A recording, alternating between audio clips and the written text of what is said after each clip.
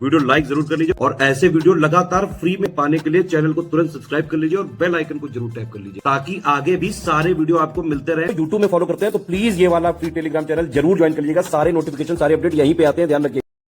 UPPSC के द्वारा assistant prosecution officer की वैकेंसी निकाली गई थी 3 वर्ष बाद। हर 3 वर्ष में 4 वर्ष में एग्जाम होता है और इस बार वैकेंसीज निकली हैं। लॉ प्रोफेशनल्स के लिए काफ़ी बड़ा मौका यहाँ पर होता है सहायक अभियोजन अधिकारी बनने का।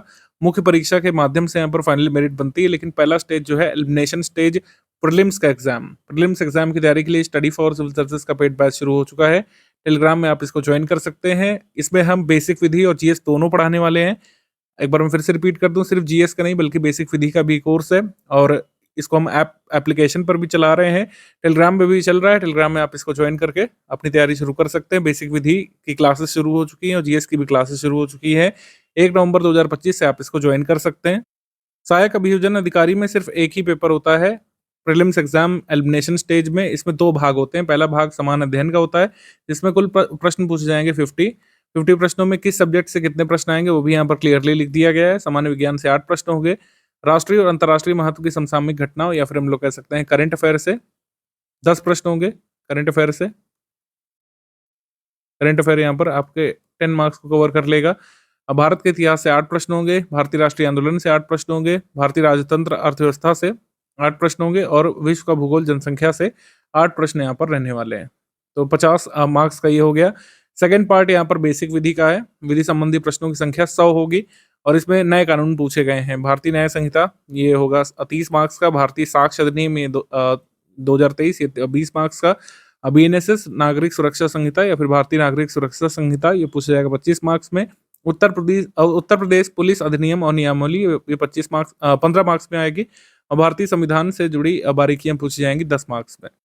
2022 में इसकी आखिरी बार परीक्षा हुई थी, तब पुराने कानून पूछे जाते थे बेसिक विधि में। आईपीसी, इंडियन एविडेंस एक्ट 1872 और सीआरपीसी पूछा जाता था, लेकिन अब भारतीय न्याय संहिता, भारतीय नागरिक सुरक्षा संहिता और साक्ष्य अधिनियम पूछा जाएगा। पुलिस एक्ट पहले पूछा जाता था, अभी पूछा जाएगा। संविधान की जानकारियां पहले पूछी जाती थी, अभी भी। और ये जीएस वाला सेक्शन आप देख सकते हैं। शुरू में 50 क्वेश्चन 50 मार्क्स के जीएस के होते हैं यहाँ पर, और जीएस में किस सब्जेक्ट से कितने प्रश्न बनेंगे वो भी क्लियर कर दिया गया है, तो हमारे लिए तैयारी में आसान रहेगा। ये आप देख सकते हैं शुरुआत के 50 क्वेश्चन जीएस के रहते हैं और बाद में ये क्वेश्चन 50 के बाद शुरू हो जाते हैं बेसिक विधि के। ठीक है, बेसिक विधि के शुरू हो जाते हैं। मोस्टली पार्ट इसमें फैक्चुअल आप देखेंगे है, आधे से ज़्यादा पार्ट फैक्चुअल है। कुछ कंसेप्चुअल अंडरस्टैंडिंग के भी सवाल हैं, कुछ लेंदी सवाल भी हैं। तो कुछ लेंदी प्रश्न हैं, फैक्चुअल प्रश्न काफ़ी सारे हैं और कुछ कंसेप्चुअल प्रश्न भी हैं जिसमें सिनेरियो बेस्ड सवाल पूछे हैं, जैसे दृष्टांत दिया रहता है बीएनएस में, बीएनएसएस में, वैसा यहाँ पे कई बार दृष्टांत दे के भी सवाल पूछे जाते हैं। तो फैक्चुअल सवाल हैं, कंसेप्चुअल सवाल, लेंदी प्रश्न भी हैं। अगर आप लेंदी और फैक्चुअल्स को भी कवर कर लेते हैं तो डिफिकल्ट क्वेश्चन को छुए बिना भी पेपर क्वालिफाई किया जा सकता है।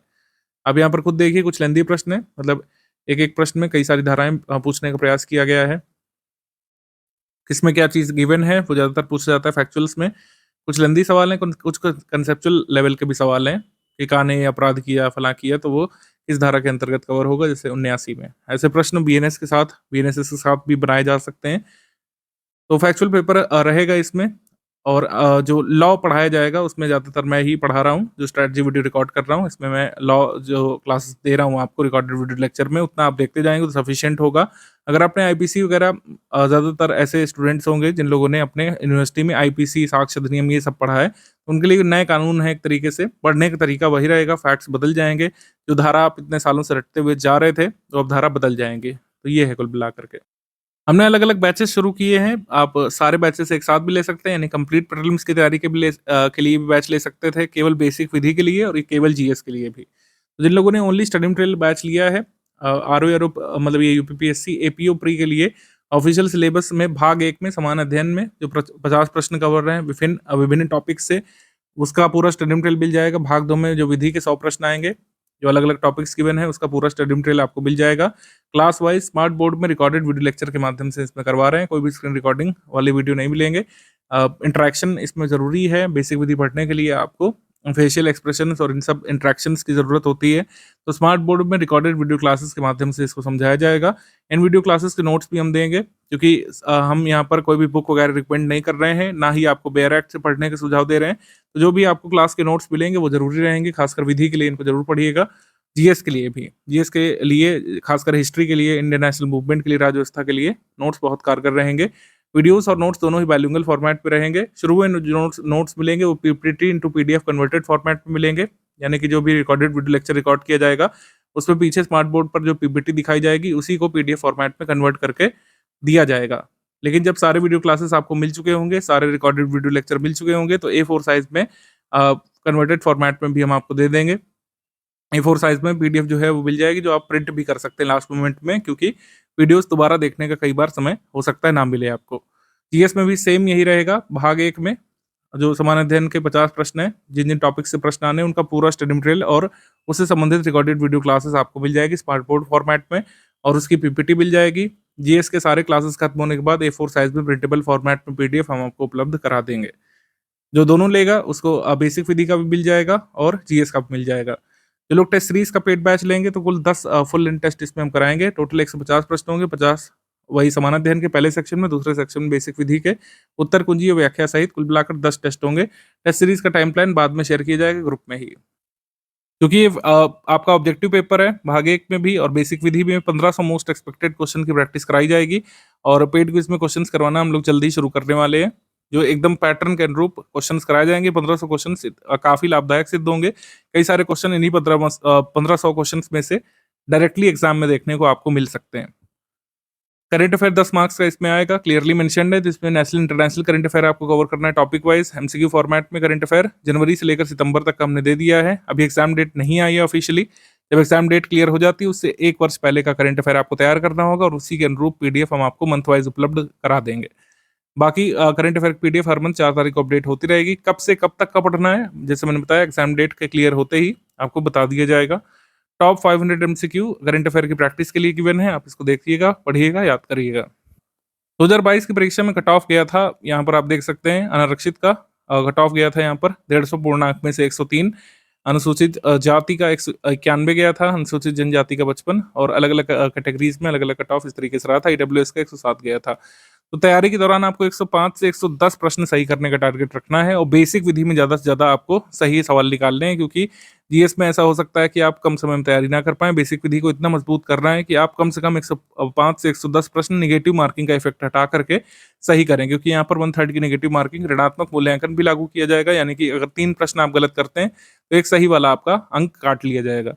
तो 105 से 110 प्रश्न का टारगेट रखना है टेस्ट सीरीज अटेम्प्ट करते समय, पढ़ाई करते समय, रिकॉर्डेड वीडियो लेक्चर देखते समय और पेड क्विज लगाते समय, कि आप गलत सवाल कम से कम अटेम्प्ट करें।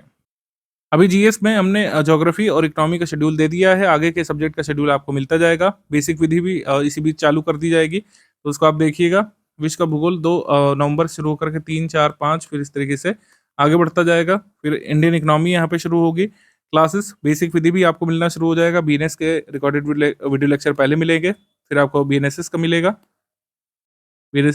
फिर साक्ष्य अधिनियम का जिस सीरियल में गिवन है एक्ट्स सिलेबस में, उसी हिसाब से आपको मिलने लगेगा।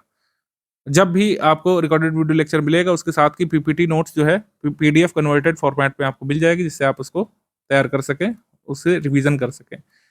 पीडीएफ कन्वर्टेड नोट्स से रिवीजन जरूर करते हुए चलिएगा। रिकॉर्डेड वीडियो लेक्चर मेरे हिसाब से जीएस वाले एक बार देखे जा सकते हैं, लॉ वाले, बेसिक लॉ वाले आप चाहे तो कई बार देख सकते हैं अगर आपको अच्छे से समझना है तो। बाकी जो ये जैसे मैंने बताया कि पीडीएफ कन्वर्टेड जो मिलेंगे आपको नोट्स, उससे जरूर रिवाइज करते हुए चलिएगा। कई सारी बातें उसमें जरूरी वाली लिखी हैं, खासकर लॉ में। सारे बेयर एक्ट तो आप नहीं पढ़ सकते हैं, ना ही हम यहाँ पर रिकमेंड कर रहे हैं, तो इसी वजह से जो पीपीटी नोट्स हम देंगे उसको जरूर पढ़ते हुए चलिएगा, उसी से रिवीजन करते हुए चलिएगा, क्योंकि बेसिक विधि में याद करने के लिए काफी कुछ है। कुछ लोगों को ये भ्रांति है कि क्या जीएस में इंडिविजुअली कट ऑफ क्लियर करना है। नहीं, मैं आपको बता दूं कि विधि में मान लीजिए आप 90 नंबर ले आते हैं और यहाँ पर मान लीजिए सिर्फ 15 ही लाते हैं, कट ऑफ 103 गया, तो आप क्वालिफाई कर ले जाएंगे। इंडिविजुअली इन सेक्शन में क्वालिफाई नहीं करना है, और तैयारी के दौरान भी आप गणित बैठाते हुए चलिएगा कि जैसे जीएस में सामान्य विज्ञान आने वाला है, करंट अफेयर आने वाला है, कौन कौन से सेक्शन पर आप टारगेट करने वाले हैं, और बेसिक विधि आपका कितना तैयार है। बेसिक विधि में कुछ लोग ऐसे हो सकते हैं जो बहुत अच्छा स्कोर कर ले जाएं, लेकिन जीएस को ऐसा नहीं कि बिल्कुल ही इग्नोर कर दीजिएगा। जीएस में कई सारे लोग ऐसे पास्ट में रहे हैं जो जीएस को बिल्कुल इग्नोर करने की वजह से विधि में 80 नंबर लाने के बाद भी चयनित नहीं हो पाए, क्योंकि कहीं न कहीं जो है जीएस में भी आपको मार्क्स चाहिए। जीएस में मेरे हिसाब से 22-25 सवाल तो आपको सही करने का टारगेट रखना ही चाहिए। अगर आप हमारे पेड बैच से पढ़ेंगे तो इससे ज़्यादा भी ला सकते हैं आसानी से। करंट अफेयर तो पूरे के पूरे 10 मार्क्स आपको कवर अप करने का टारगेट रखना है। करंट अफेयर के तो कोई भी सवाल आपको छोड़ना ही नहीं है। स्टडी फॉर सिविल सर्विसेज का करंट अफेयर पढ़िए, उससे आसानी से सारे करंट अफेयर के सवाल सॉल्व हो जाएँगे। ऐसा ही मैं कह सकता हूँ अन्य सब्जेक्ट के लिए भी, लेकिन समय आपको देना पड़ेगा। इसी वजह से एपीओ में डेली कम से कम जो है 6 से 7 घंटे की तैयारी अब ज़रूरी है, अभी से, तभी आप कवर अप कर पाएँगे। डेली 6 से 7 घंटे की रणनीति में थोड़ा-सा यहाँ पर टाइम डिवीज़न हम लोग कर लेते हैं। 6 से 7 घंटे डेली अभी के लिए आपको देना है। जब एग्ज़ाम नज़दीक होता है तो ज़ाहिर-सी बात है लोग 8 से 10 से 12 घंटे भी कुछ लोग स्टडी करते हैं। पढ़ाई करने के लिए स्टडी फॉर सिविल सर्विसेज के रिकॉर्डेड वीडियो लेक्चर का आप सहारा लीजिए, चूँकि आप पेड बैच में आ चुके हैं तो और कहीं से कुछ भी पढ़ने की ज़रूरत नहीं पड़ेगी। स्टडी फॉर सिविल सर्विसेज द्वारा उपलब्ध किए गई वीडियो क्लासेस से आप पढ़िए। जो पीपीटी नोट्स हैं, उससे आप जो है रिवीज़न करिए। पीपीटी नोट्स साथ-साथ मिल जाते हैं, जैसे रिकॉर्डेड वीडियो लेक्चर एक दिन बीएनएस का देखा, मान लीजिए 2 क्लासेस आपने बीएनएस की निपटाई, फिर पीपीटी नोट से एक बार रिवीजन कर लीजिए, क्या धारा है, धारा में क्या दिया हुआ है, इस धारा की हेडिंग में क्या दिया हुआ है, और क्या कोई दंड वगैरह याद करना ज़रूरी है, वो सब देख लीजिए एक बार। स्टडी फॉर सिविल सर्विसेज द्वारा जो प्रैक्टिस रिसोर्सेज उपलब्ध कराए जाएँगे, उससे आप जो है अपना प्रैक्टिस करिए लगातार, ठीक है? और चूँकि एमसीक्यू बेस्ड पेपर है, तो प्रैक्टिस का महत्व ज़्यादा रहेगा यहाँ पर। Multiple times revision, note making करते हुए आप तैयारी कर सकते हैं, लेकिन प्रैक्टिस करना ज़रूरी है, क्योंकि एमसीक्यू बेस्ड पेपर है और इसमें भूलने के चांसेस रहते हैं। इस वजह से टेस्ट सीरीज़ से 10 फुल लेंथ टेस्ट मिलेंगे, उससे प्रैक्टिस करिए।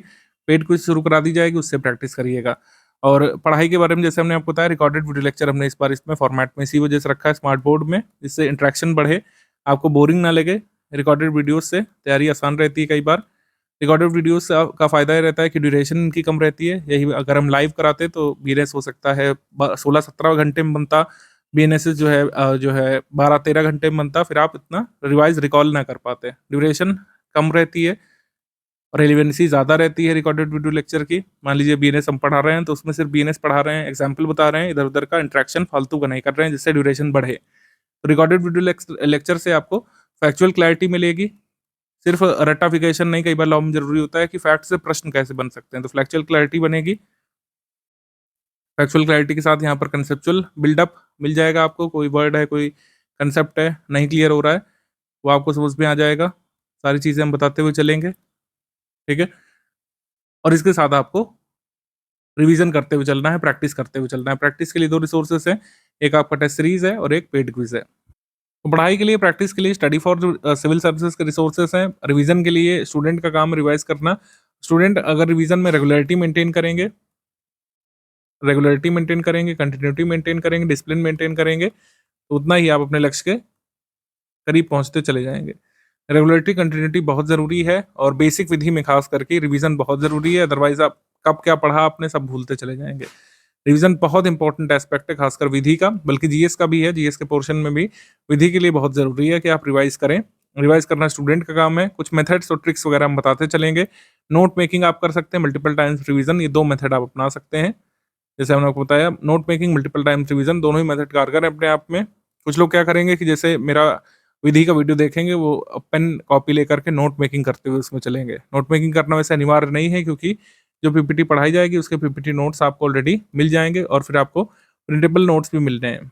लेकिन कुछ लोग क्या करते हैं कि ज़बरदस्ती उसको नोट भी करते हैं, जिससे उनको याद रहे। तो नोट करना एक अच्छी हैबिट है। अगर आप रिकॉर्डेड वीडियो लेक्चर देख रहे हैं तो कोशिश करिए कि पेन और पेपर के साथ पढ़िए।